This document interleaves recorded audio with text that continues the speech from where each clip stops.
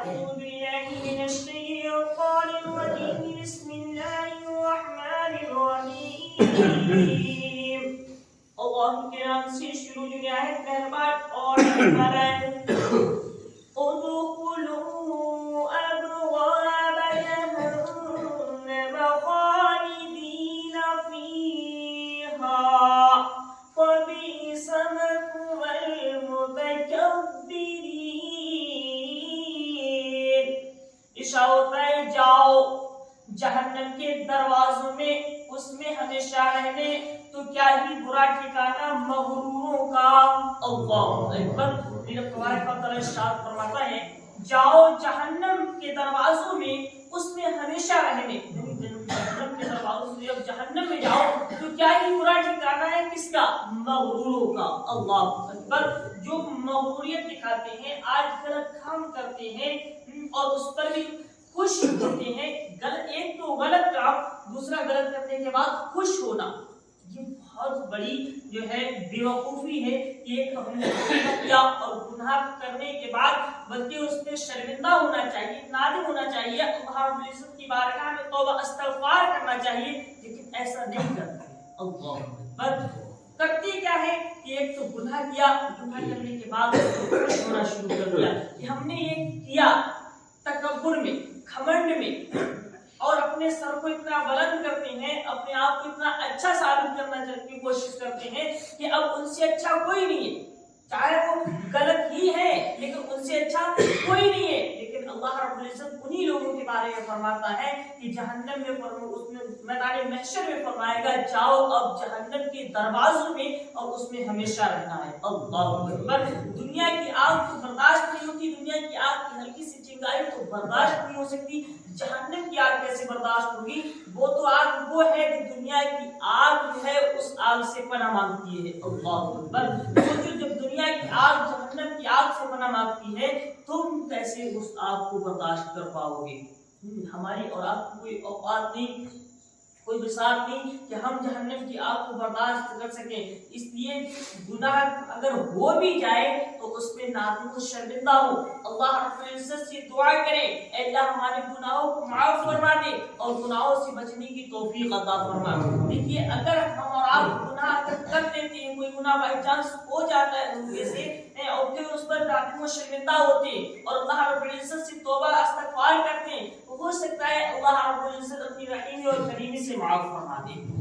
لیکن اگر ہم گناہ کرنے کے بعد بھی ہمیشہ سر بلند کر کے کھڑے ہیں تکبرانہ انداز ہمارے پاس ہے توبہ نہیں کرتے ہیں تو اللہ رب العزت فرماتا ہے ان لوگوں کے لیے کہ جاؤ اب جہنم میں جہنم کے دروازوں میں جس میں ہمیشہ رہنا ہے تو کیا ہی برا ٹھکانہ مغروروں کا ہے مغرور لوگ ہوں گے جنہیں اللہ رب العزت جہنم میں ڈالے گا بس اسی وجہ سے ڈالے گا کیونکہ وہ ایک تو نافرمانی کرتے ہیں پلس کیا کرتے ہیں تو اس پر تکبرانہ انداز پیش کرتے ہیں بلکہ گناہ کرنے کے بعد اللہ رب العزت نے توبہ کرنا چاہیے تو اللہ رب العزت سے دعا کریں مولا تبارک و تعالی ہم سب کو گناہوں سے بچنے کی توفیق عطا فرمائے جو لوگ ایسے غلط کام کرتے بھی ہیں مولا ان سے بچنے کی توفیق عطا فرمائے اچھا شاہ فاصبر إن وعد الله حق وإما نرينك بعض الذي نعدهم أو نتوفينك فإلينا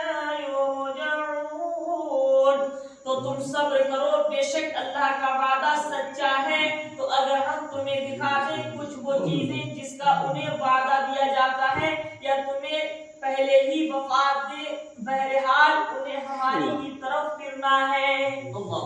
تمہارے کو تعالی ارشاد فرماتا ہے تو تم صبر کرو بے شک اللہ کا وعدہ سچا ہے مطلب کیا ہے اس کا کہ تم صبر کرو ان کفار پر عذاب فرمانے کا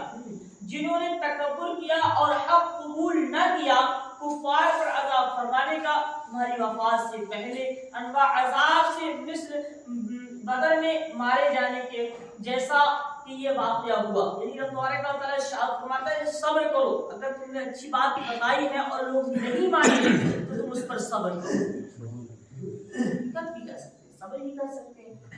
لڑ نہیں سکتے کسی سے اور جب وقت آیا ہے تو میرے محبوب صلی اللہ علیہ وسلم نے تلوار کو اٹھایا ہے. جہاں سختی کا موقع آیا وہاں سختی کی گئی اور جہاں صبر کا موقع آیا وہاں صبر بھی کیا گیا. تو رب تبارک و تعالی ارشاد فرماتا ہے تو تم صبر کرو بے شک اللہ کا وعدہ سچا ہے. اگر کسی کو آپ نے اچھی بات بتائی اور اس نے اس پر عمل نہیں کیا تو اس کا کام ہے بتانا, آپ کا کام ہے. رب ارشاد فرماتا ہے اس پر آپ صبر کر لو. اللہ نے جو وعدہ فرمایا کہ میں ان سے جہنم دوں گا, بے شک اللہ کا وعدہ سچا ہے. اللہ تبارک و تعالی اس کو ان کی پکڑ ضرور فرمائے گا. اور بے شک اللہ فرماتا ہے ان بطش ربک لشدید, بے شک میری پکڑ بہت مضبوط ہے. رب ارشاد فرماتا ہے سچا ہے. تو اگر ہم تمہیں دکھا دیں ان کا عذاب ہے, اور پھر جو کچھ لوگ ایسے ہوتے جو کہیں گے بدر کا یہاں پر باقاعدہ لکھ دیا جاتا ہے کہ ایسے بھی لوگ ہوئے جن لوگوں نے حق کو قبول نہیں فرمایا. پھر جب یہ بدر ہوئی تو اللہ کے نبی صلی اللہ علیہ وسلم کے ساتھیوں نے بہت سو کو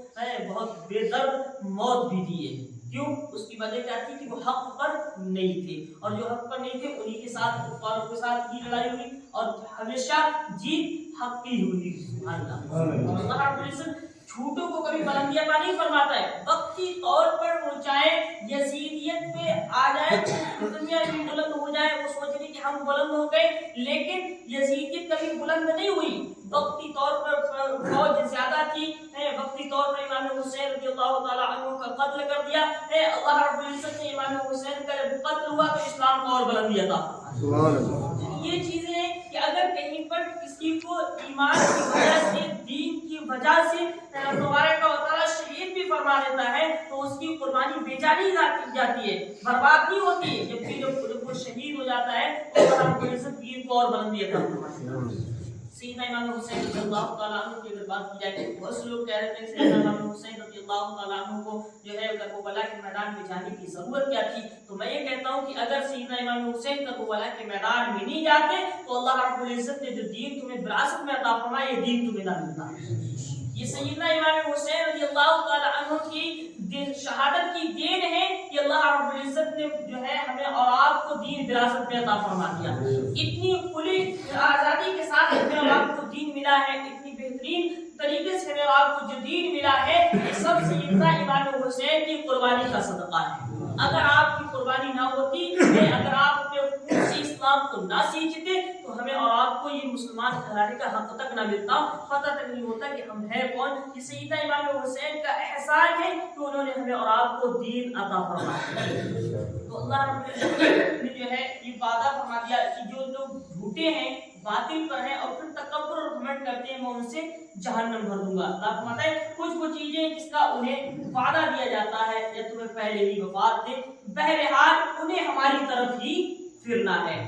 کچھ بھی کر لو, آپ کچھ بھی کر لو, چاہے کہیں چلے جاؤ, لیکن آخر کل نفس ذائقۃ الموت, بے شک موت کا مزہ ہر جاندار چیز کو چکھنا ہے. تو اللہ فرماتا ہے انہیں میری طرف پھرنا ہے. ہم اور آپ کتنے بھی کیسے بھی کام کریں, اللہ کی بارگاہ میں اور آپ کو کھڑا ہونا ہے, منہ دکھانا ہے. کیوں نہ ہو, دکھانے سے پہلے منہ دکھانے کی تیاریاں کرنی ہیں. اللہ رب العزت کو ایک بار ہم اور آپ سب دکھائیں گے, ایسا ہے نہیں کہ مرنا نہ ہو. مرنا ہے میرے بھائی, قبر میں بھی جانا ہے, حشر قائم ہوگا, رب کو منہ بھی دکھانا ہے.